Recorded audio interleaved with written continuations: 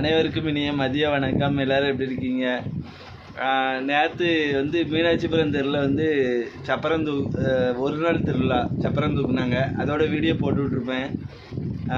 இப்போ வந்து மத்தியானம் வந்து மணி 2:15 மணி ஆகிட்டு.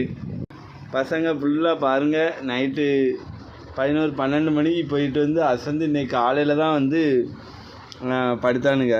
நைட்டு கரெக்டாக ஒரு 11 மணிக்கு கொண்டு போய் விட்டு வந்தேன், கோயிலில் விட்டு வந்தேன். காலையில் நைட்டு ஃபுல்லாக விடிய முழிச்சிருந்து அவனும் 2 பேரும் போகணும். இவனை மட்டும் நான் அனுப்பலை, ஏன்னா இவன் தூங்கிடுவான் நைட்டு. அதனால் இவனை என் கைக்குள்ளே வச்சுட்டு அவனும் 2 ஒரே சண்டை.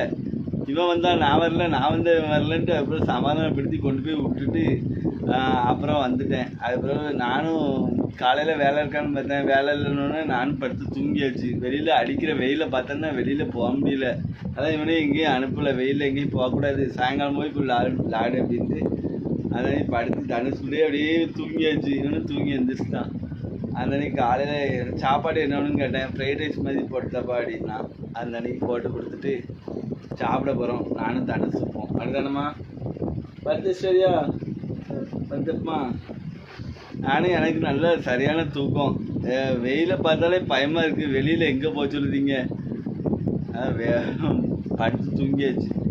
வீடியோ தொடர்ந்து பாருங்கள். வீடியோ பிடிச்சா லைக் பண்ணுங்கள், கமெண்ட் பண்ணுங்கள், மறக்காமல் சப்ஸ்கிரைப் பண்ணிடுங்க. சரி, நன்றி.